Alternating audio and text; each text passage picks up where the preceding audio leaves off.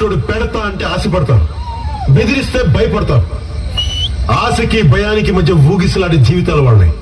వాళ్ళు నా కోసం ఉన్నా లేకపోయినా నేనెప్పుడు వాళ్ళకి అండగానే ఉంటా.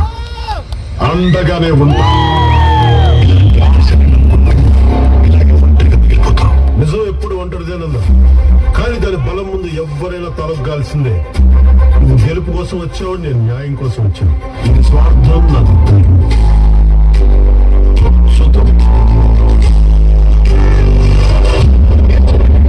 ఏ వయసులో మీ వర్జినిటీ కోల్పోయారు? 21. వినపడలేదు. 21. నిజంగా లేదా అంతకన్నా ముందు?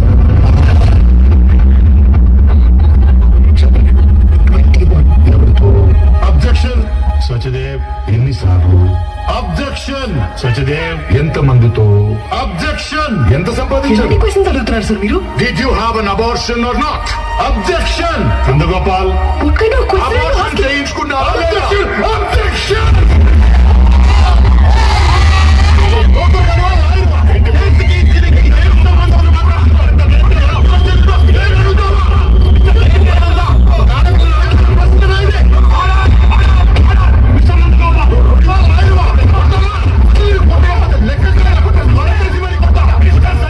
న్యాయం గెలవాలని ఫైట్ చేసేవాడు ఒక్కడు లేడు. నీది కోపం కాదు, నాకు తెలుసు. ఆవేదన నుంచి పుట్టిన ఆవేశం. It's not your weakness, it's a weapon. జాగ్రత్తగా ఇచ్చే. షూర్ సార్, నీ ఆవేశం కన్నా నీ ఆశయం చాలా గొప్పది. All the best. Thank you sir. ఇప్పుడు జనాలకి నువ్వు కావాలి.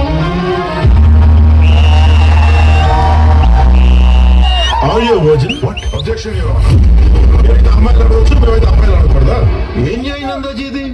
కూర్చోండి, కూర్చోండి చాలు. ఇలాంటి అమ్మాయిలకి ఇలాగే జరుగుద్ది. అలా జరగద్దు, జరగకూడదు. నీలాంటి వాళ్ళు జన్మ హక్కుని ఫీల్ చేస్తున్నారు. Your right నందాజీ. ఇలాంటి ఆడవాళ్ళు సమాజానికి చాలా ప్రమాదకరం. అందుకని అమ్మాయిలకి ఆరు దాటితే కర్ఫ్యూ విధించండి, చదివించకండి, ఉద్యోగాలు చేయనివ్వకండి. తలుపులు వెనకాల, పరదాల వెనకాల సాంప్రదాయమైన తాళ్లతోటి కట్టి బంధించేయండి.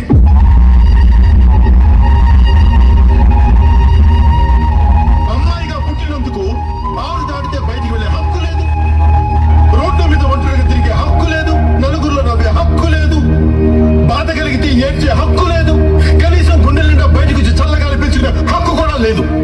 ఎందుకంటే ఆడవాళ్ళ ఆనందం మాత్రమే హక్కు గురించి అడిగితే ఇలా పోలీసులు బట్టి వేశ్యాన్ని ముద్ర వేస్తారు.